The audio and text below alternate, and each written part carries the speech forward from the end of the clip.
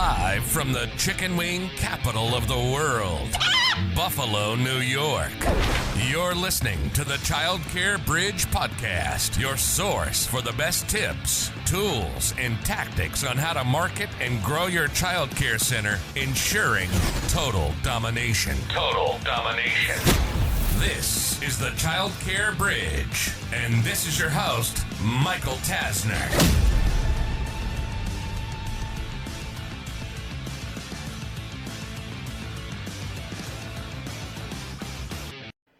Hey there, and welcome to this week's edition of the Child Care Bridge. Last week, we talked about a phrase, if not now, when?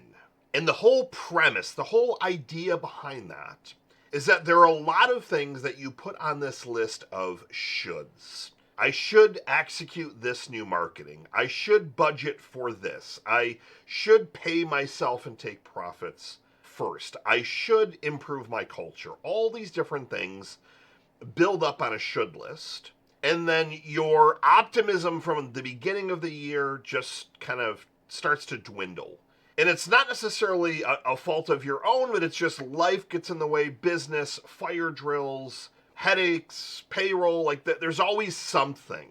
But the goal and the outcome of that particular training, that particular podcast episode, was for you to look at each quarter, what are those 3 to 4 things that are your core priorities that you are going to move from a should list to a must and apply a deadline. So instead of saying, I'm not going to do it now, you're going to say, if not now, when? Here's my deadline.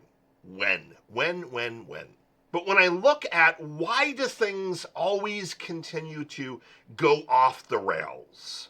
Why do your best intentions get thrown out the window when X happens? And there are a variety of reasons, and I'm going to talk through some kind of real life scenarios as I always like to do. I don't like just talking in hypothetical, but I want to give you scenarios that I see happening all the time, and I'll give you a couple that have happened recently in my life. And what I've realized is that at the root, I always like to go to what is the root issue. So like earlier today, for example, I was talking through what are some of the challenges that we have currently happening. This challenge, this challenge, this challenge. And then you go a layer deeper and you're kind of peeling back the layers of the onion. And I'm aiming to get to the core or the root. And a lot of times for me and our company, the root issue is that we don't have a flawlessly documented system and process to solve that particular item. So I end up having to jump in, or other people, or they don't necessarily solve it the right way, and then it kind of blows up, or whatever ends up occurring, that one kind of goes off the rails a little bit. And the root is usually, again, that not having the systems and processes. But when I look at what is one of the root reasons that you or I don't make the decisions that we need to make, or more likely, we move the needle a little bit and then we pull back. We take a couple of steps forward and then we pause. Almost every single situation that I've looked at has been because your fear mindset and your scarcity mindset take over. Instead of you looking at the abundance mindset, you start getting into this kind of zone of, oh my gosh, well, what if this happens? So one of my first clients, like 20 years ago, was a life coach, and his name is Matthew Ferry, and he's still an amazing coach to this day. And he talked about, and it's very, very simple, but I didn't understand it at the time, but he talks about the whole portion of your existence with your brain. It is all about keeping you safe and away from harm. Your brain wants to protect you.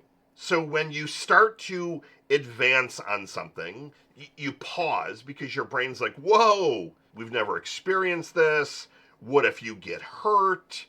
What if this goes wrong? And then that fear, that scarcity, that it takes over to where you decide to shelve something. You decide to just completely pull back the brakes. So one real life example was we have a center owner. They've got 7 locations. They're opening up 2 more locations this year. And they had a contract out to buy a 5-location center with terms and a deal that I would argue was too good to be true. And there were a couple of wrinkles that kind of came throughout the process, and there were some things that boiled up, but to me, it wasn't anything that was like way out of the ordinary that would cause me to be overly concerned. Then one of them was they discovered that one of the directors just really wasn't excelling. And then that trickled into, well, this location, they're going to need $50,000 to revamp a couple of classrooms. And there were some other little things here and there. And I wouldn't say $50,000 is a little thing by any means. But it was almost as if they then started looking for all of the reasons to not do this deal. And they ended up folding at the last minute. Now, they have a widely successful business, extremely profitable. They're taking great salaries. There's money in the bank. They had plenty of funds to buy this particular basket of centers. The deal terms were great. But unfortunately, at the last minute, that scarcity mindset took over. The what ifs. What if this goes wrong? What if all these locations lose every one of those enrollments and it goes to 0 and then it bankrupts all of our other 7 locations? What if that director that we think isn't great, what if they leave and then that one of 5 locations, that one goes to 0? And what if we lose a bunch of enrollments? And everything just took over. Rather than the flip side of what if everything goes right? What if most things go right? What if most things move in the right direction? You expand from 7 locations to 13 locations with 2 more on the way, literally overnight. You add millions of dollars of annualized tuition and capacity for, I think it was 700 total families. Now, the 700 wasn't 700 vacancies. Most of the locations were 70% or higher in terms of being full, but your capacity continues to expand. So millions of dollars of revenue, hundreds of thousands of revenue every month. What if it actually went right? What if you didn't lose a ton of enrollments? What if you were able to kind of turn that director around? What if the $50,000 in classroom expenses that you had budgeted turned out to be $15,000 because you had things at one of your other classrooms that you could move around? Or maybe that classroom wasn't needed right away. And it literally is the difference of you thinking, I'm scared, I'm nervous, scarcity mindset, to what if it actually does work? What can I gain from all of this? Now, I know that this is easier said than done. So I gave you one example. Another example that I'll give you is that I started another business, nothing to do with marketing, nothing to do with childcare. And I started about a year ago because I saw a lot of interesting opportunities. And I saw it as something that was going to challenge me completely outside the box in the home services industry, which I believe is a booming industry. And it's ripe for reinvention. And I started moving the needle. We invested, let's call it $75,000 to $100,000, website, branding work, rented an office space, took some classes on how to execute this. And I had the abundance mindset. I'm like, okay, great. Like, this is going to be a 7-figure business in year 1. And then a couple things didn't go my way. Our agency kind of stayed flat. It didn't really grow, so the profits just kind of started dwindling. They were still there, but it wasn't what I was expecting or forecasting. I had a rental property in Orlando that started to nosedive the last 2 years. Much bigger conversation for a different day. But the Orlando rental market for Airbnbs has drastically changed, and it's just oversaturated right now. So all of a sudden, that property was losing $5,000 a month, and my agency was kind of, we're doing okay, but not where it needed to be. And then I was investing like $10,000 a month in this new business, and I let my scarcity mindset and my fear mindset completely take over. And I said, no, pause it, stop, done, let's hold off. And what I should have done is this concept of you taking calculated risk, calculated opportunities, but also looking at what is the opportunity cost of not doing something.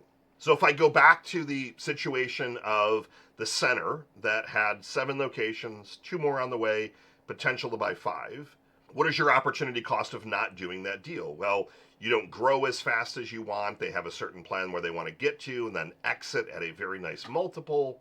So that's kind of the opportunity cost. Maybe you have to now work an extra 3 years because you didn't go down that path. But if you then start to take calculated risks, you start to factor in just a little bit more critical thinking to all the different areas that you're looking at. All these different areas that are on your should list. I should invest more in marketing. Let's look at that one as the most simplest of forms. You know that I talk about the MAST framework: marketing, accounting, system/strategy, and team. Everything always starts with marketing. The more money you invest in marketing, the more time you invest in marketing, every single thing else improves. And I'm going to continue to repeat that until you finally understand the concept. Because I can promise you that every center, as many times as I say this, they still spend most of their time on the team side, on the systems and operations of their center, and they spend the least amount of time on marketing. And then they wonder, why can't we pay our team more? Why can't we enhance this or do that? Because you don't have the financial funds. You don't have the financial funds because you don't have a wait list around the block so you can increase your tuition. You don't have profitable enrollment ratios, profitable classrooms, because you do not have enough leads to tours. It's as simple as that. So what I want you to look at is all the different decisions that you have on that list of shoulds that we talked about in last week's podcast. And I want you to really start to think deeply. Are you getting into a scarcity and fear mindset around that particular topic? Are you getting in your head saying, well, what if this happens? Now, the first step is being aware of that so you know what's happening. But I need you to flip it. And I need you to really analyze it and say, let's actually calculate out the risk. Let's look at the opportunity cost. And then let's look at, well, what if everything actually goes right? We had another center that I've been telling for 6 months.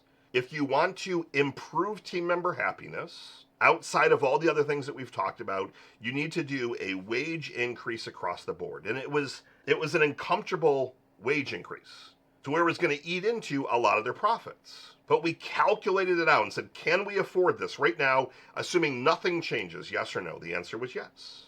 And they said, well, then I'm not going to have enough money in the bank to do extra things, and I wanted to do this with this classroom or improve the playground. I said, well, what if improving the happiness then moves the needle exponentially? And we ended up deploying this wage increase. And magically, the happiness over the course of 90 days started to improve.